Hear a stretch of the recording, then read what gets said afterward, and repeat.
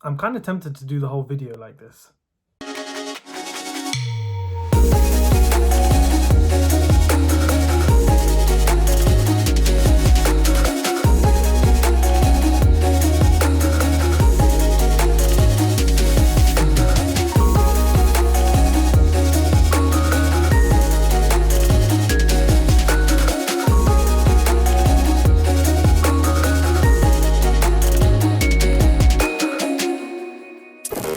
Hello guys and welcome back to the Popcorn Podcast. My name is Dylan, of course, and I hope everyone's doing great going into the final month of 2020.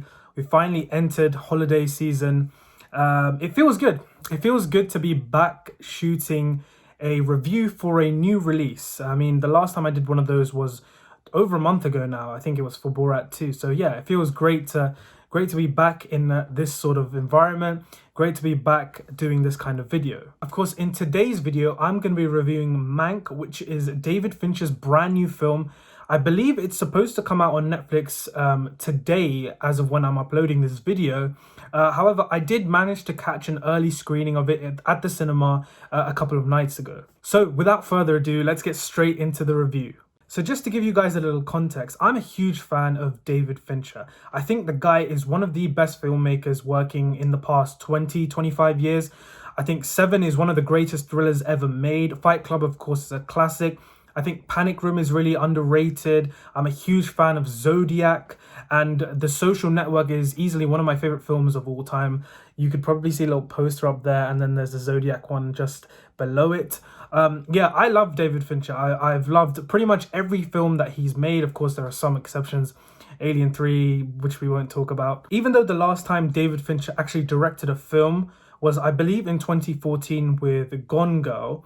So technically, he's been out of the game for quite a while. I still had quite high expectations going into Mank. Mank is centered on the making of one of the most popular films of all time, Citizen Kane. It follows Herman J. Mankiewicz and his struggles to write the screenplay for the iconic American film, whilst exploring his complicated relationship with Orson Welles, as well as the destructive relationship he has with alcoholism. Mank stars Gary Oldman, Amanda Seyfried, Lily Collins, Arliss Howard, and Charles Dance, amongst others. So straight off the bat, one of my favorite things about Mank is how it really feels as if you are watching a film that was made in the 30s and 40s era. I think that's just amazing because it's something that just does not happen nowadays in cinema. I said that like I used to go to loads of these kind of screenings. But yeah, I think the two biggest factors as to why this was the case was, number one, obviously the choice to have Mank as a film noir, and number two, the sound design. Now, this was something I picked up on relatively quickly. The audio, not just the voices coming from the actors, but also the music by Trent Reznor and Atticus Ross. The audio feels very compressed and crackly, and much like audio associated with the specific time period. So both of these elements combined were really able to give the film a vintage feel and really help in capturing a similar essence to Citizen Kane. While Mank is a film undoubtedly about the development of Citizen Kane, thankfully it never loses the main focus of the Herman Mankiewicz character, the story it wants to tell around him, and of course the messages it wants to convey to the audience about Hollywood. Mank is wonderfully directed by David Fincher, with a burning love for Hollywood and movie making being evoked from every frame of this film. I really hope he at least gets nominated for Best Director and Eric Messerschmidt for cinematography. Gary Oldman as Mank is great, as you probably would have expected from an actor of his caliber, but who really stole the show for me was Amanda Seyfried as Marion Davis. She was terrific, she really impressed me, and by far, I think it's her best performance to date. All the supporting roles too, Lily Collins, Charles Dance, really top-notch performances. The ones that completely made me forget that I was watching actors and instead gave me the illusion that I was witnessing real-life figures of Hollywood. Now on to the negatives. The film jumps between two different time periods of the Herman Mankiewicz character. Number one is the present, where he is bedbound after an accident and he's trying to complete the script for Orson Welles. And number two is his memories of his time at Hollywood during the late 30s, which undoubtedly have heavily influenced Citizen Kane. My problem with this was the constant transitioning between the two time periods. were, for me, far too frequent and far too jumpy. Every time we would cut to a flashback, we'd get the exact same transition over and over again. The screen would fade to black, we'd get text of the location, the date, and the word flashback, just over and over and over again. I feel like the film would have worked better without these constant separations because it wasn't particularly hard to distinguish what was in the past and what was in the present. It got to a point in the film where I felt like I was literally being spoon-fed, okay, this is the 30s, this is the 40s, this is the 30s, this is the 40s. And I understand that this tool is obviously mirroring the narrative structure of Citizen Kane, but I felt like it got far too repetitive and tiring. I also feel like some of the earlier flashbacks, whilst it helped to envelop you into this era of Hollywood, it didn't really do much for the Herman Mankiewicz character, and instead I feel like it just piled onto the runtime. Another problem I had was, despite being a huge aspect of the time period, I found that often whenever politics would surface in a conversation between characters, the pacing would really slow down, and I just wasn't as invested as I felt I needed to be. As a result, I found myself relying on the cinematography, the direction, and the performances to keep me engaged with the film.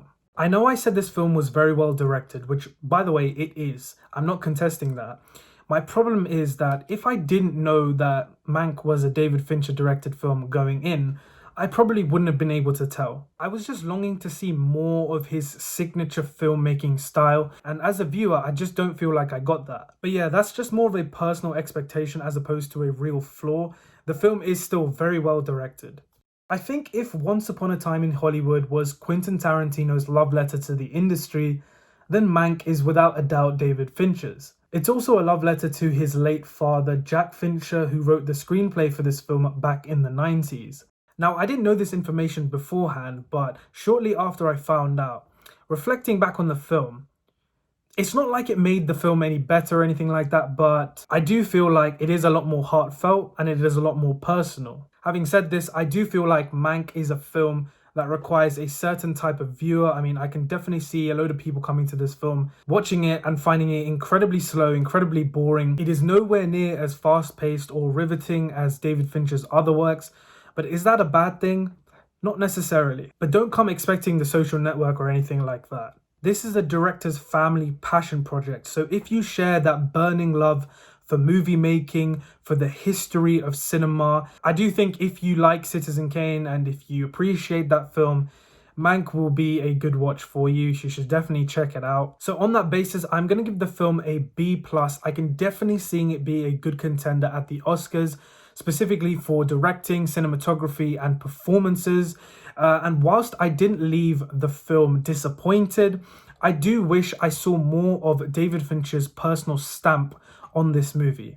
So yeah, those are pretty much my overall thoughts on Mank. If you enjoyed this review, please leave a like and also comment down below your thoughts on the film.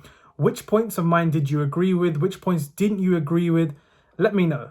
Also guys, if you love movies, TV shows, just cinema in general, consider subscribing to the Popcorn Podcast to get on board the channel. Thank you so much for watching this video and I will catch you very soon in the next.